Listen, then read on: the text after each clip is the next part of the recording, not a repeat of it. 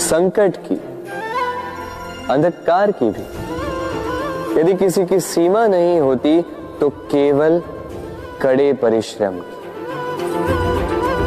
आपने देखा तो होगा, रात कितनी भी काली हो, सितारे परिश्रम से उससे लड़ते रहते हैं और अंत में सवेरा आ ही जाता। आंधियां पंछियों के बसेरे को तहस नहस कर देती, किंतु पंछियां अपने परिश्रम से उसे पुनः बना ही लेती, क्योंकि सीमित को असीमित से हारना पड़ता और परिश्रम असीमित। राधे राधे।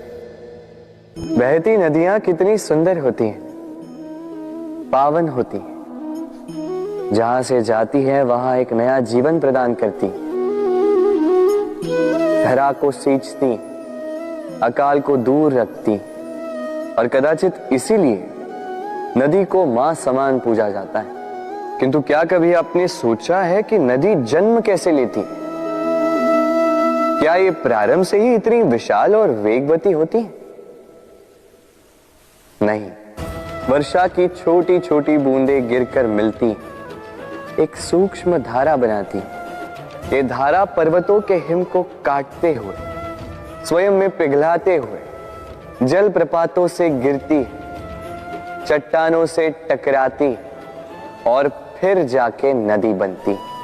इसी प्रकार ऐसे ही सीधे सीधे कोई महान नहीं बन जाता, छोटे छोटे प्रयास मिलकर एक विशाल व्यक्तित्व बनाते। इसलिए जीवन में प्रयास करते रहिए, अस्तित्व अपने आप ही बन जाए। राधे राधे।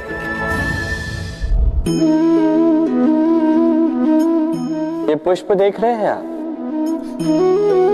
ये वही पुष्प है जिसका जीवन इस डाली पर आरंभ हुआ था। पहले कलिका बनकर फूटा, फिर धीरे धीरे मुख खोला, फिर अपने पंखुड़ियों का विस्तार किया, देखने वालों की आंखों में प्रशंसा देखी, मधु के लिए तितलियों को ललचाया और फिर डाली से टूटकर नीचे गिरा हुआ पाया। क्यों? नियति ने ऐसा क्यों किया? सोचिए। क्योंकि उस डाली पर टिके रहना इस पुष्प के जीवन का ध्येय कभी था ही नहीं। अब या तो ये पुष्प देवताओं के मस्तक पे सुशोभित होगा, या किसी स्त्री के आभूषण में गूंथा जाएगा, या किसी के प्रेम प्रदर्शन का माध्यम बनेगा। देखिए, जीवन में लक्ष्य को पाना है तो यात्रा से भय नहीं होना चाहिए। अपना अस्तित्व बनाना है तो उनकी छाव से दूर जाना ही पड़ेगा जिन्होंने आपको अस्तित्व में लाया। यही जीवन की निरंतरता है। राधे राधे।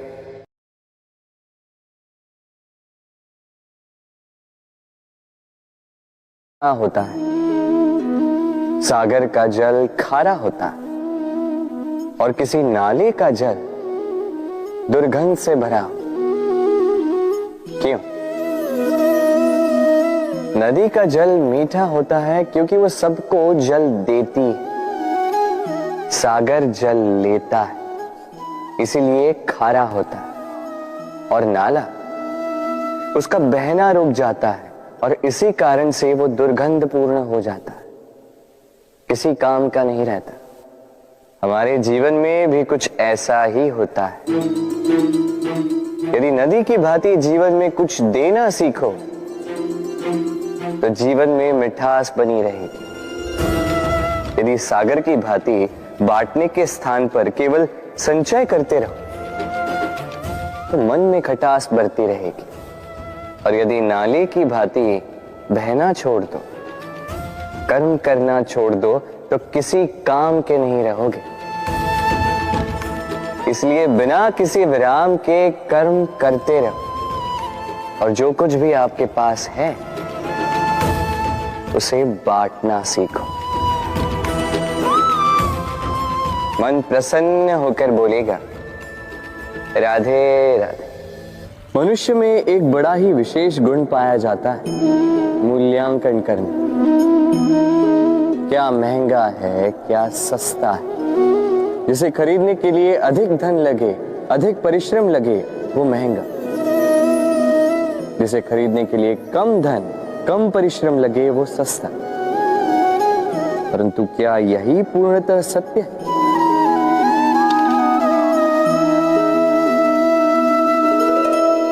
अब आपके सामने एक पात्र है जिसमें जल भरा है और एक सोने का सिक्का।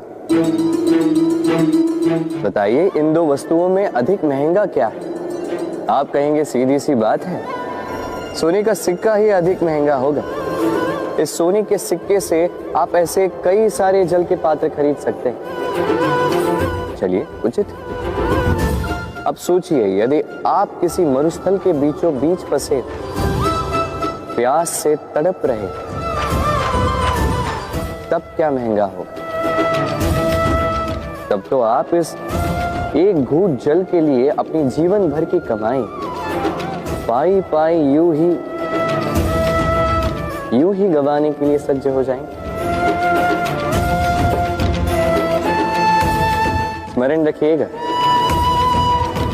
जीवन में महंगी या सस्ती वस्तु नहीं, परिस्थिति होती।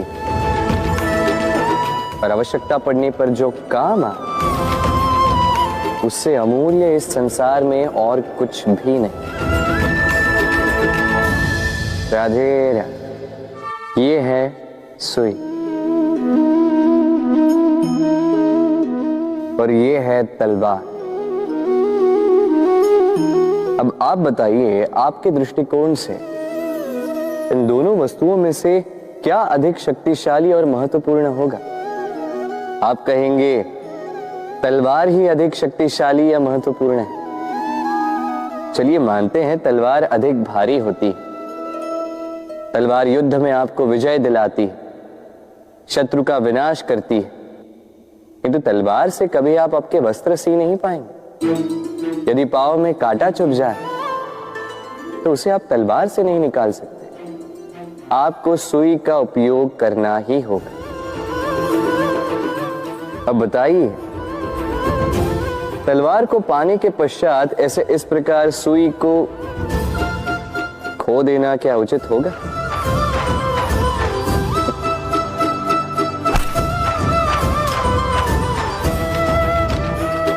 इसी प्रकार जीवन में संपन्न मित्र पाने के पश्चात आपके उन मित्रों को ना खोइए जो कम संपन्न हो, दरिद्र हो,